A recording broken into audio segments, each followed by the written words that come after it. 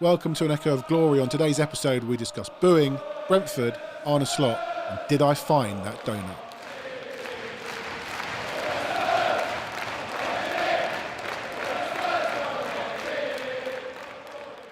Welcome to an Echo of Glory, the Tottenham Hotspur podcast that we're hoping doesn't need loud music to drown out the booze. Joining me once again are Jake Robson and Gary Diamond. Gentlemen, good weekend? Oh, the best. Oh, the best. Yeah, Gary? I didn't come away from the game angry like I did against Villa.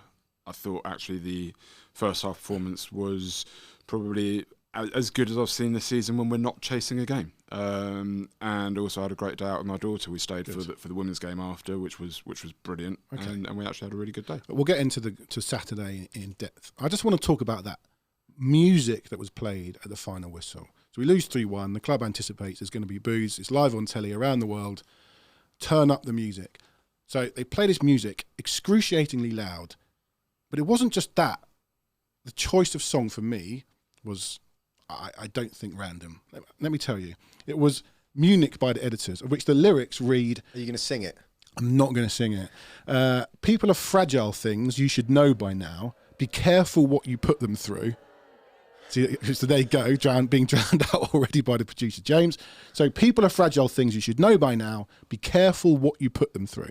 They then go on to play Dakota by Stereophonics, which include the lyrics, I don't know where we're going now, over and over again. So what I want to know is, Jake, give me a song, a lyric, a title that encapsulates this season. I think it's probably have to be I Think I Better Leave Right Now by Will Young. And did you leave? Yep. You went. I went. Gary? A couple of lines for us. Huh? You've got a couple of lines for us. Think I better leave right now before I fall any deeper. Yeah. That is it. That is it. That sums it up. Okay, Gary? I don't know. I mean, something that I have, a song that I have playing in my head as I have watched Tottenham many occasions this season is right, and it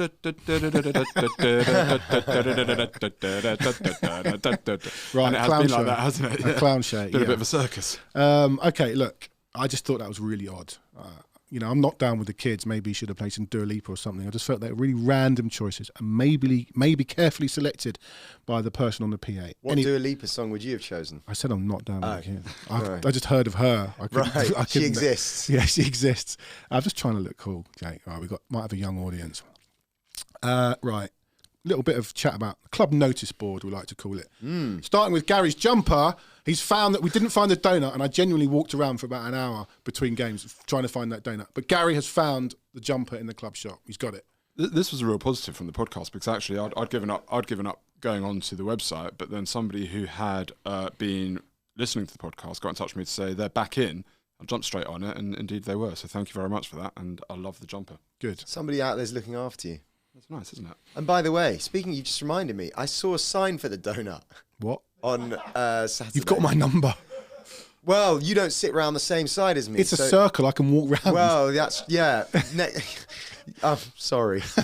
And it's the last home game of the season. But they were selling them at one of the I don't know. one of the bars. No. We're done here. Right. Listen, I think 2 positives, 1.5 negatives from the weekend. 2 positives are the week. So we're net positive. We'll get in there. Wow. Yesterday, not the weekend, yesterday, Dane Scarlett scored for the under-20s against Tunisia, and Alfie Devine started in a 1-0 win against Tunisia at the under-20 World Cup in Argentina. The other positive was the women's team. They won 4-1. They stayed up. Fantastic. The half negative from that, I think, was the attendance. I thought it was going to be more, but that leads me on to the men's team. I think more people would have stayed for the women's game if the men's team had not blown a 1-0 lead at half-time. So that brings us on to Saturday. First half, really good, I thought. Really good performance. Created lots of, some people said chances. I want to say opportunities. We did have a couple of chances, of course we did, but good positions. Danjuma Son, Kulusevski getting in good position. We didn't take the opportunities that we had. Second half, half-time, he plonks on Mikkel Damsgaard, who I think is a brilliant player, and basically had more legs in midfield and we fall apart. How did you see it, Jake? Basically the same. I was so happy at half-time. When that goal went in from Kane, I just thought, wow, Firstly, obviously, what a goal, what a free kick, or what a shot from the layoff. But yeah, half time it was all. And when the second Brentford goal went in, you suddenly thought. I looked at, because I sit quite high up, you get quite a good panoramic view. And Brentford, they're so good. They literally went 11 men behind the ball. And when our defenders had the ball, they pressed them really high. So they either had to then pass it back or they had to hoof it forward. And they you've got dealt with Ethan it. Pinnock and the rest of them at the back, just dealing with it all day long. And this was still half an hour to go or 25 minutes to go. And I'm thinking, I can't see us getting back into this. And so it happened. They scored again. It was, and the second half was, I would say the second half, without putting too fine a point in it, was a disaster. Yeah. To be 1-0 up against a very, very good Brentford team who hadn't really done much in the first half. We were way the better team. I don't really know what... I was watching that game thinking, have we just been outplayed here, or have we just been undone in a couple of moments? Gary, I listened to Ryan Mason, or I read what Ryan Mason said. He said, they made a tactical tweak and we basically didn't react. Wasn't your job to help them? And this is what the point I was going to make was I agree with everything about the first half, and it's like I said in the opening, it was as good and as positive a first half as I can remember this season without us having to actually chase a game and come out of our shell. I thought we controlled the ball, controlled possession, controlled territory. Brentford did absolutely nothing in that first half, and we should have had the game dead and buried at half time. A couple of things happened. You mentioned the tactical change with Damsgaard, and we were speaking last week about Thomas Frank being a very, very good manager, perhaps not one that we would wish to see at Spurs, but he is undoubtedly a very good manager. He read the game, understood what was needed, exploited the lack of pace of Ben Davies at left back and got Mboma in behind him. But what that was annoyed noticeable, me. Actually, in the second half. Yeah, that was a clear tactic, right? Getting Mboma, in between the centre back. At half time, I tweeted, "Name me something faster than Brentford's left side," and in the second half, I realised actually it was Brentford's right side. Yeah, they were so quick. Well, they knew they couldn't get Royale, but everything came down. Everything came down our left hand side, right? And they exploited the clear lack of pace of Lenglet at left centre back and Davies, and they were getting that into that channel every single time. Brilliant management, you've got to say, from Thomas Frank. What frustrated me most was the sentimentality of bringing on Lucas Moura. As we've been talking about, is Ryan Mason up to this? Number one, he didn't react, as we've already discussed, to a tactical change that Thomas Frank made. And number two, what he did do was quite possibly the one thing that nobody else would have done, because I think we all recognise, as much as we might love Moura and we want him to be a legend, he wasn't going to impact or influence that game. And once he played his way off the pace. Exactly. It was the wrong move. He kind of looked it as well. It was born out of sentimentality, and everything about it was wrong. And I thought Mason, in fact, continued to hand the initiative to Brentford in a game that we needed to win. That frustrated me, and that alone right there said to me that Mason perhaps actually really isn't ready for the step up, and confirms what we have been discussing. He needs to go elsewhere. That was a poor substitution. The other thing that slightly disappointed me, I actually think Danjuma, I would have liked to have seen more of him over the season. But we got a lot of joy down that right-hand side in the first half. But the problem is he is not a wing-back. He has plied his trade as a sort of starting as a winger, where Kulusevski was basically playing. And I just think there was just something missing when we got into good positions. Either his final ball or his movement to then make a cross kind of wasn't there. There clearly wasn't much of a cohesion between him and Kulusevski. Why should there be? They haven't played that much together. I just thought, looking at that, Porro, I think, is fantastic going forward. And we'd seen the partnership between him and Royale on that side, in the last couple of games. And I just thought, I'm happy to see Danjuma on the starting lineup, because I think I would have liked to have seen him more. But I think it became quite clear after 20 minutes that actually he was a little bit short of what was needed in that position. Yeah, I don't think we're going to have much. We have to pay for him. I don't think it's going to happen. There's talk of a swap with Lascelles, so I'm not sure he's for us. Look, I don't know, though. I think it's a shame that we just haven't seen enough from him. That's the problem, and I don't think it's been his fault. Conte clearly didn't want to play. I mean, he came on in that first game in that cup match, didn't he? In the FA Cup match, remind me, against Preston, scored, and I'm thinking, oh, here we go, Danjuma. This is the guy we've signed, and Conte just was very reluctant to even get him on for 10 minutes here and there. We barely saw him after that. Well, he's Dutch. We may have a Dutch manager, so that might help. Another man that was forgotten by Antonio Conte is Basuma. Gary, I know you really like him. Thought he was excellent in the first half. His legs went in the second. Not really his fault. Skip's played nearly every minute of every game. We've said this every episode so far. The hole in that midfield is huge. I want to talk about another potential hole that I actually don't think will be a hole. Is up front, Harry Kane.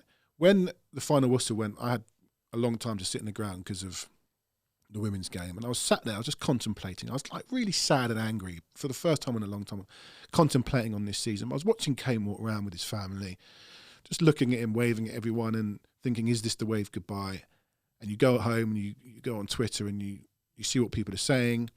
And Alan Shearer, you see one person telling you Alan Shearer said Kane should leave, and then you find another story in the BBC, Shearer saying that Kane should stay.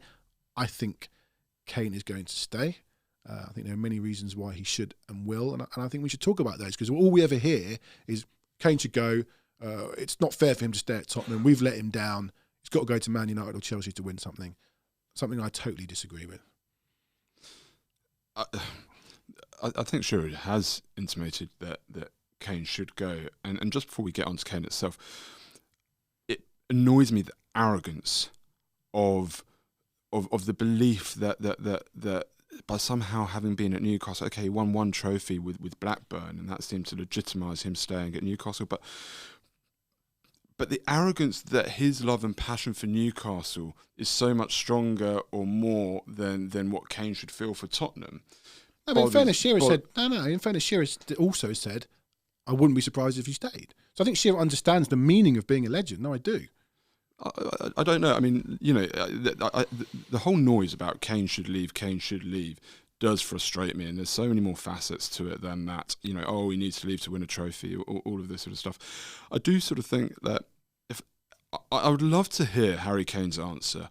One, what would mean more to you, being the all-time Premier League leading Premier League goal scorer, or a couple of trophies abroad? Okay. I reckon it would be the all-time leading Premier League goal scorer. So that rules out any move abroad. And then it's a little bit like, if you could win, by the end of your career, one trophy with Tottenham or 3 League Cups and an FA Cup with United, what would mean more? I'd love to know the answer to that question from Harry Kane. And of course, he might not be able to say, there's no guarantees he'd win anything at Tottenham. But if one trophy with Tottenham would mean more, then it's got to be worth that risk. And that's before we get into the personal stuff about he's got a young family, he's got another baby on the way. He's around his parents, her parents, the whole family network, friends, all of that. It does mean a lot. It's not as easy to just say, let's uproot everything and go somewhere else. But I'd love to know the answer to those questions from Kane. The only thing is, it's all very well having this conversation this summer. Yeah, he's probably going to stay. And I think everyone is obviously going to be really happy with that. What it doesn't answer is what happens next summer, because obviously he's out of contract at the end of next summer. This conversation will come up again this time next year, if not earlier, when January comes around and he could potentially start talking to other clubs. I then think the issue of whether he wants to stay at Tottenham or not really comes alive and really opens up, because he doesn't have to stay this time next year. Yeah, that's the thing. People forget that it's not his decision this summer. Him leaving this summer is up to whether Tottenham want to sell him. Yeah. If somebody's going to come in with a big enough offer that tempts Daniel Levy to potentially want to consider that, that's another matter. Okay, I was asking that, Jake. Sorry, do you think Levy, under the pressure he's under now, is going to sell Harry Kane even for £100 million? Because I don't. I think if he got 120, I think he would. I think they'd tear the place down. I just can't see him selling Kane. I think if somebody offered the money that Levy wants, which isn't the money that anyone's prepared to pay based on the fact he's only got 1 year left on his contract, that's the thing that people have to appreciate. With 1 year left on his contract, if you're United, or it's basically United, isn't it? Maybe Chelsea. If you're going to pay, if you're going to offer 70, 80 million, Daniel Levy is going to say, no, thank you. But they don't want to pay any more than that because he's only got 1 year left on his contract. Daniel Levy wants more because ultimately I'm sure he looks at Harry Kane as what he's worth, regardless of how long is left on his contract. So I can't see him going anywhere this summer, whether he wants to or not. Now, it's very easy for him to say, I'm going to stay at Tottenham this summer, because he doesn't Well, he's in a great position next summer himself. He's in a great position next summer himself. And as far as Tottenham are concerned, well, you just said it. You can't see Daniel Levy wanting to sell him. Why is that? He's obviously the legendary status at the club. And if you keep him for another year, I think this is what people from other clubs aren't really appreciating. He scored how many goals for us this season? He scored 28 in the Premier League. 30 all comps. 30 all comps.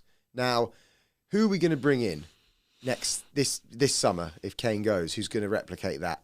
Hit the ground running next season that isn't going to cost 120 Well, we've million. got Richarlison, whether you like him or not. I'm not saying you don't, but that's the person that would play up front. Yeah, and he's not going to... I still think there's mileage in Richarlison. He's not going to score 28 Premier League goals next season. No. So, who are you going to bring in that's going to replicate that? No one. So that's another reason he has to stay. And the other point is, he might change his mind this time next year. You just don't know. If Arne Slot comes in and Tottenham...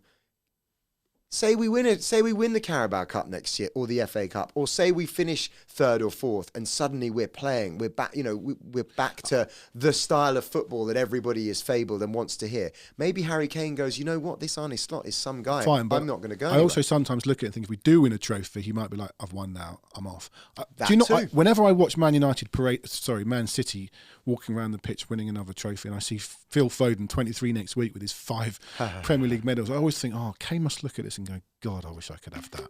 I don't know. I don't know.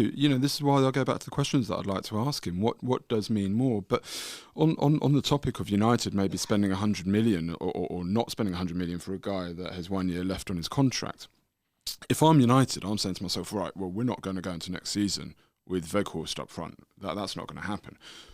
If we're going to get, isn't he on loan? Whoever it is, but we need a striker Right. for next season, right? So one way or another, to get a striker who is good enough for Manchester United and their aspirations, they're going to be spending upwards of 80 million, you would think anyway. Okay, so if they spend 80 million on another striker this summer, that kind of precludes Kane going there next summer anyway. So they may think, well, we may as well just do it now in any way. So I wouldn't rule out the bid from United at all. From Harry Kane's point of view, I do agree that he holds all the aces as he winds down his contract. I think it would be the sensible move for him to see how we get on next season, what the landscape is at United, indeed what the landscape is at City. Who knows? Next summer, Real Madrid could come in for Haaland, and Haaland might say, that's it, I've had enough here. There are only a handful of clubs I could see him going to. Chelsea certainly isn't one of them. I don't think they have the finances, despite what people might believe, and they've still got Lukaku coming back, who cost 100 million, and I think Pochettino's probably going to be in a position where he's forced to make something. He's been really good this season, Lukaku, for Inter. And I think Pochettino's going to be forced to make something. This is a guy that's 100 million pounds and on big wages, right? It's a farcical situation that he's on loan, and so I can't see him going to Chelsea. I'm going to maybe dismissively rule out Newcastle. I just don't see it. I can only see it being United, City, or Liverpool. Liverpool are never in this conversation, which is really odd because they're a big club. They're a very big club, obviously, massive club, and they probably could afford him in terms of wages. I don't think he doesn't play the Klopp style. And that's that's probably it. why. But there's not always, people don't always think. But they've also just signed Nunes, right, for 70 odd million, who's a young guy, and is clearly the guy that they are going to say is spearheading their attack for the next couple of years, who does play the Nunes style of the press. Sorry, the Klopp style of the press. So that's possibly why Liverpool aren't in it. I only mention them because I don't want people to think that I've forgotten about Liverpool. Liverpool are obviously a club that could be attracted to Harry Kane.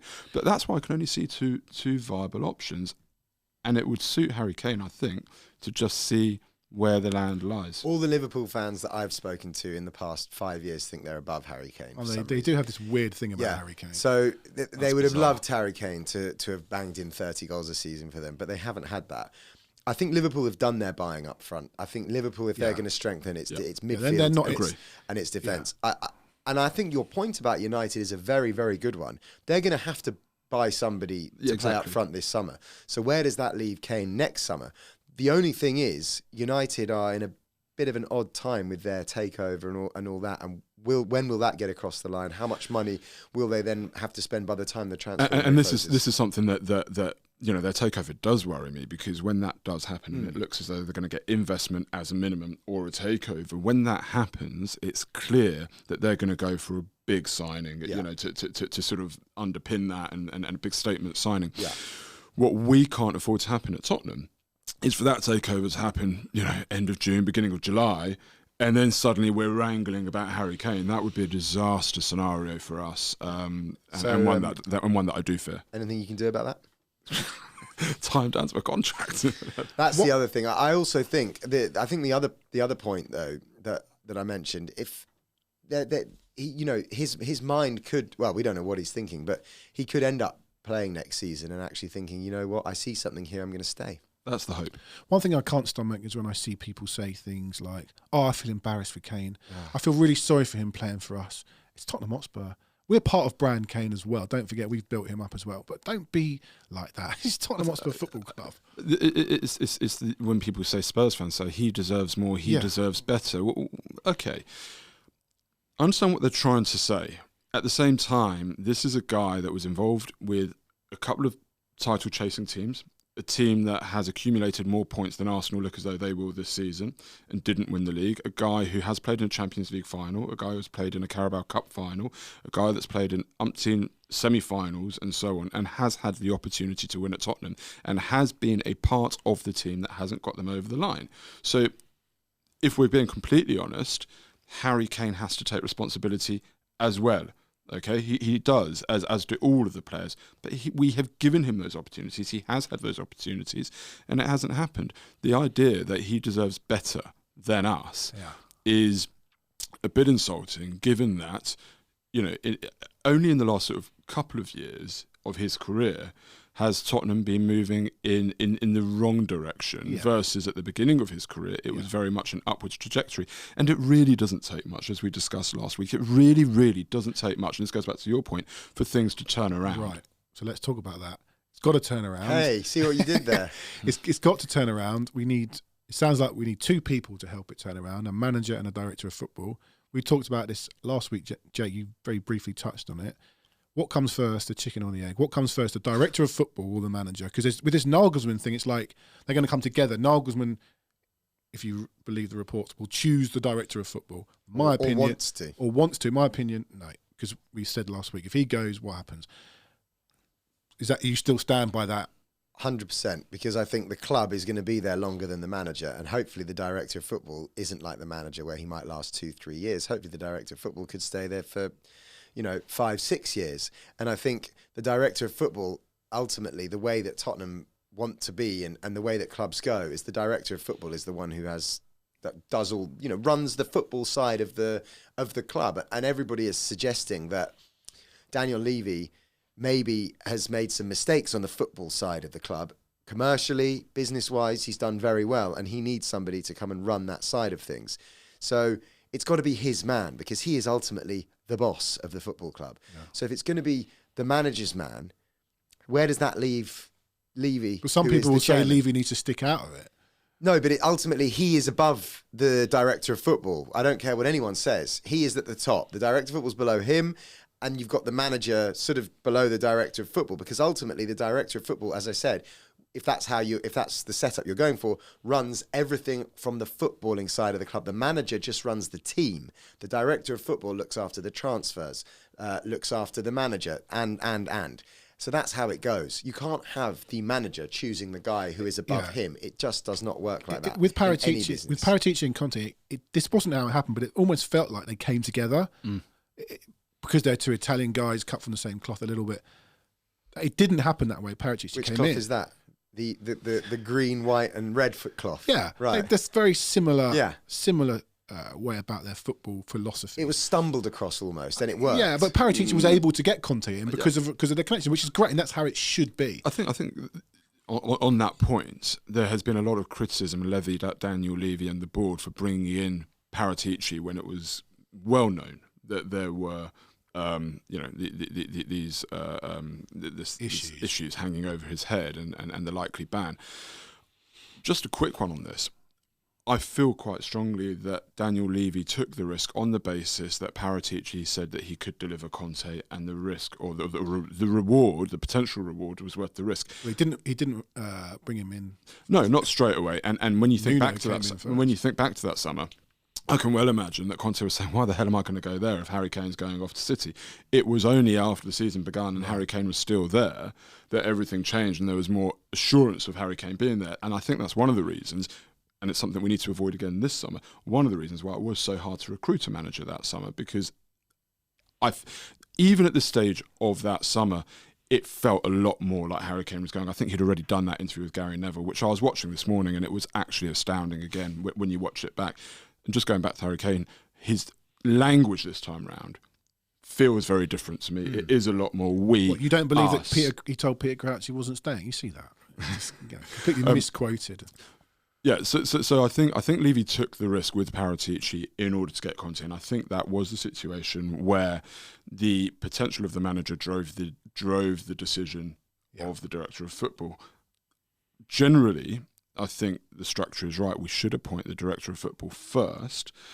And I wasn't suggesting last week when I said, the Nagelsmann thing, I wasn't suggesting that it shouldn't be that way. What I was suggesting was that a director of football would surely drive the footballing philosophy of the club going forwards, and the footballing philosophy of the club should be one that is aligned to Nagelsmann's style anyway. Yes. So it shouldn't really matter. So But where I'm a little bit confused with all of this is how we're so far down the line with Arne Slot, allegedly, right, and we don't have a director. No, but we of keep football. right. That's a good point, because we keep getting linked with, looking at it on the face of it, German directors of football, most of whom seem to have worked for Leipzig. Leipzig seems to have had a production line of directors of football in recent years.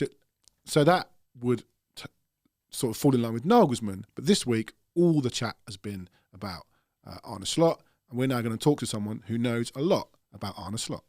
Delighted now to be joined by Dutch football commentator Chris Parrott. Thanks for joining us, Chris. No problem, guys.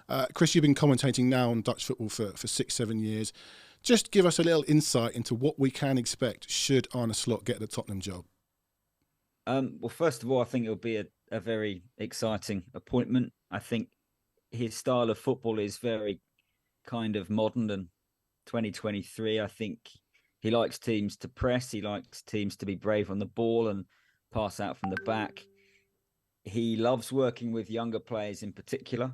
And I think almost away from the start, what you'll get is a guy who is very confident, speaks perfect English, and also has been at a club in Feyenoord where there is pressure to win every week.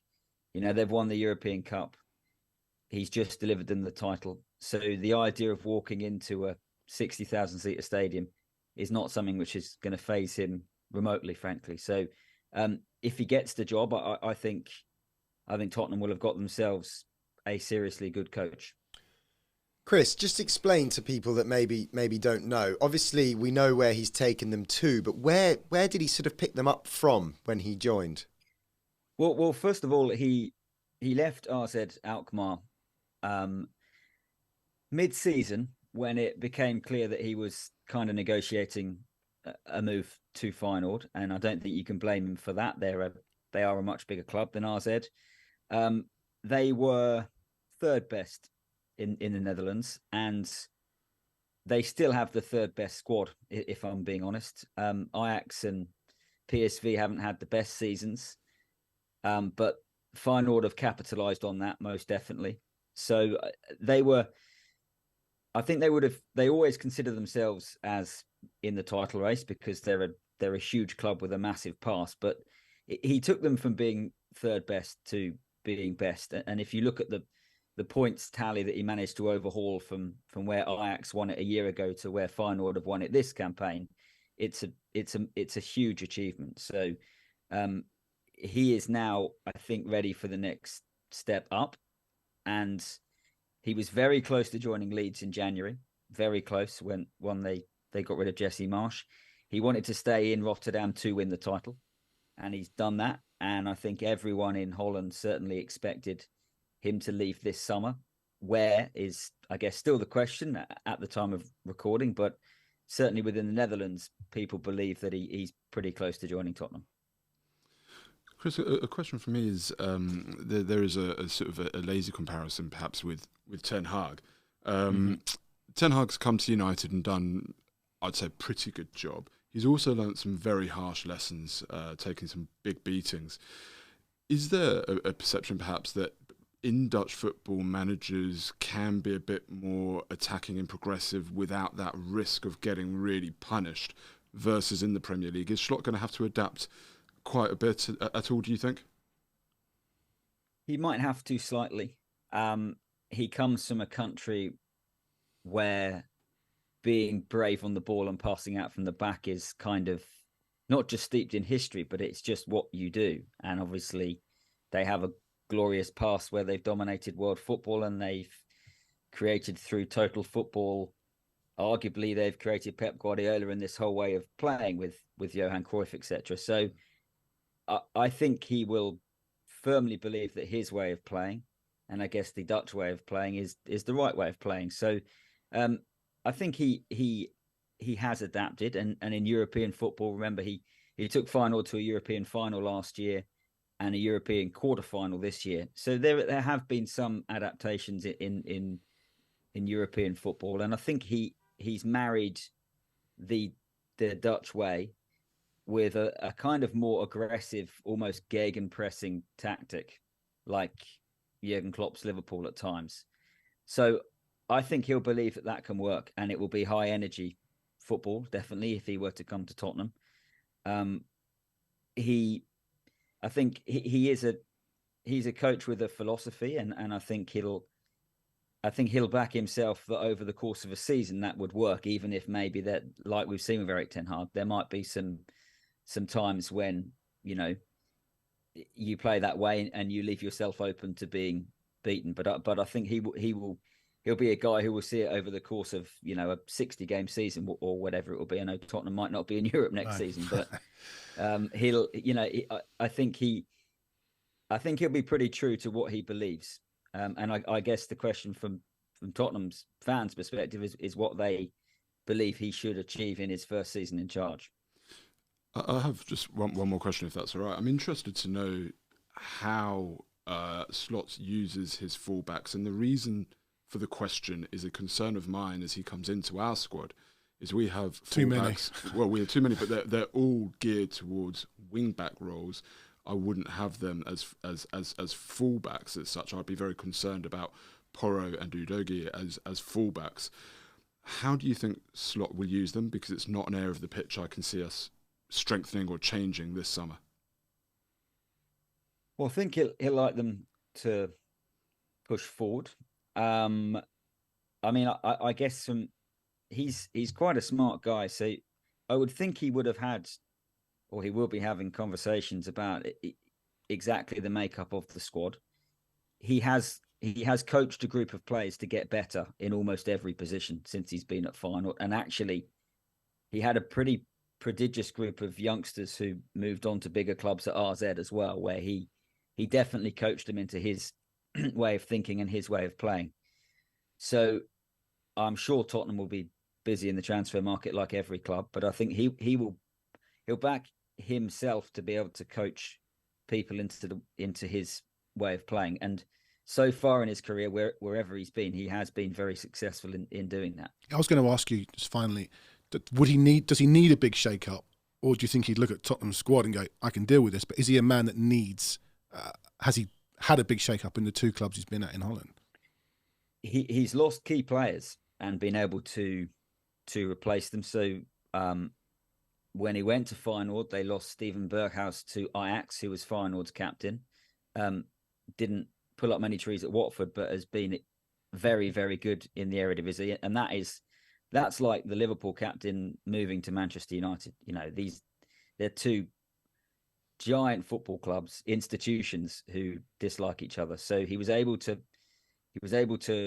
replace him. He lost a lot of players last summer. Luis Sinistero, who he made into a exceptional player, really, and therefore they're able to get money from Leeds. Okay, it hasn't worked that well at Leeds, but so he's been able to deal with big departures at clubs, and I'm sure he'll want to put his stamp on. I wouldn't surprise me if some players from the Eredivisie that he's worked with might join Tottenham. But I don't put it this way. I don't think he'd be afraid of coming in and working with the current squad, because there's huge talent at Tottenham, right? As we all know. But equally, I guess it feels to me from an outside point of view that it will be a summer of change at Tottenham in some respect in terms of the squad. So like any new coach, I imagine he'd like to be part of that and like to shape it his way if he gets the job to bring in as many as he can. Another summer of change on the horizon for Tottenham Hotspur. Chris, great to have you on. Slot is my number one choice, I have to be honest. We will see what happens, but thanks for your insight and great to talk to you. Cheers, Chris. Thank you. No worries, guys. Cheers, Chris. Cheers. And hands off Kieran McKenna in a year. Okay? I'll Sure. warn you that now. Yeah, Because he is bloody elite, Kieran McKenna, I'm convinced. Okay, well, we will need a new manager in a year, so we'll see. And obviously he has Tottenham past, so... Of course he does, yeah. Yeah. All right, brilliant, Chris. Thank you. Oh, well, I'm in. Convinced? Absolutely. Give me some of that. Poch Mark 2. I'm all over it. High pressing, passing, Dutch style total football. Have you seen that hashtag slut for slot? So you're a slut. That's for me. slot. That's me. Unashamedly. Get him to sign on the dotted line now. Okay. We can't not talk about Sunday's massive game. Another chance for us to get into Europe. If we win, we might get into the Europa Conference League. But a massive game for Leeds United. I was looking at it thinking, oh, God, who would I want to play if I was Leeds? And I think Tottenham are definitely one of the teams I want to play. Although saying that, I actually think we'll beat them. But massive game for Leeds. How do you see it, Gaz? Yeah. Yeah, I mean, what is the motivation and incentive for Tottenham to go to a really hostile Elland Road? It is going to be, a furious Elland Road on Saturday. It could go flat very quickly. If they hear Everton at 2 up early doors, that place is going to fall flat very quickly. It could do, but I mean, not Everton, as quick as Tottenham could Everton fold. 2 up early doors. No, look, I don't see the incentive for our team to really turn up and put in a performance. I think Leeds, if they could have hand-picked one of the teams to play, I agree with you, it would have been Tottenham. I can't see more than a draw for us, which doesn't really help Leeds and certainly doesn't help us either. It's just the most pathetic result, and that's why I think it will probably be a draw. Jake? That look you just gave him was like a disappointed dad looking at his son. That's not what you were hoping for, was it? No. I personally, I think that I worry. I think we could get beat, to be honest. But the only reason for that is not necessarily for the way we're playing, because I think there's something to hold on to from that first half. I mean, managers always talk about taking the positives from defeats and that kind of thing. And actually, the way we played in the first half was good. I think the reason why we might get beat is because I don't trust having to go and play away against the Sam Allardyce team. Our away record's terrible. Well, that, but also Leeds, they haven't looked. They didn't get it together at the weekend, but Patrick Bamford going off didn't help them. And Rodrigo's injured. Patrick Bamford going on helps them more than it helps us. Yeah, he's been really poor. I think that I find it, maybe it's really old school of me. I find it hard. You don't want to write off a Sam Allardyce team at home when they need a result. But does that count with this Leeds team who he's only been at for 3 or 4 games? Maybe not. I just don't. I look at us and I think I just don't really fancy going to Leeds on the last day of the season. I'm also in this awkward position where I might be about to say something that's going to upset somebody close to us. I wouldn't mind seeing Everton go down. Yeah, I should at this point mention that my wife supports Everton, and I'm seeing her on Saturday night. So I'm not going to get involved in this conversation. No, she does listen, Gary. Listen, I have She's ties to listener. Leeds. I have ties to Leeds. I lived there for a long time. I think they're a fantastic club, as are Everton. But if I was to say which one I would prefer to go down, But I didn't ask you. I'm just saying. I'm putting it out there. I wouldn't actually at this point mind seeing Leeds win, Everton and Leicester go down. And would it be a terrible thing if we didn't play in the? Okay, European we're at a Conference barbecue League? on Saturday night, and my wife is going to be there. Are we? She's going to kill me. Are we? Yeah, about that. Okay. Okay, this is going to be awkward Saturday night. Okay, predictions, Jake Robson. You've told me you don't think we're going to win. Yeah, I think we'll lose 3-2. Okay. I think 2-2. I think we will equalise in the last 5 minutes of the Send them game down. to break their hearts and just give us the most pointless result of all time. Well, technically, we'll get a point, so it won't be pointless. Right, thank you, Jeff. Thanks. We lost. I remember we lost to Leeds under Mason last time he was in charge. It was horrific. I still don't think we've had a shot. I just don't remember us doing anything in that game. I think we would actually beat Leeds. I'm going to do that thing where I predict a win. And this is 3 weeks running. No, I predicted us to You predict us draw with Brentford. No, you predict us to win. It's 3 weeks running. Oh, God. Yeah, because I think Leeds are going to have to go at us, and I think we are good enough to pick them off. In fact, I think we're going to win comfortably. Wow. Ooh. Yeah. I'll Wow. take that. I mean, listen, I'll take it. Yeah. Just can't see it. Look, it's Survival Sunday. Thankfully, we're not involved in that. Well, we're involved in it, but we're not. There's no pressure on us. We're not getting relegated yet. Another episode is gone. Let's see if we can finish the season with a win. We'll see you soon, and up the Spurs. Has he put his on?